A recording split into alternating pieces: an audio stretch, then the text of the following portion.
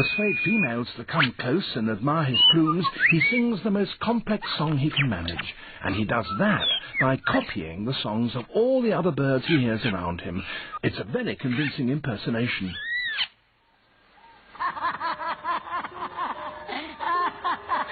He can imitate the calls of at least 20 different species. He also, in his attempt to outsing his rivals, incorporates other sounds that he hears in the forest.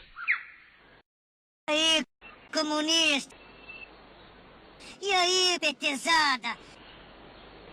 Para claro! And again. Morrerao! Estão achando que nós, povo de bem, vamos deixar em branco tudo o mal que se estão fazendo para todo mundo? Entendeu? É!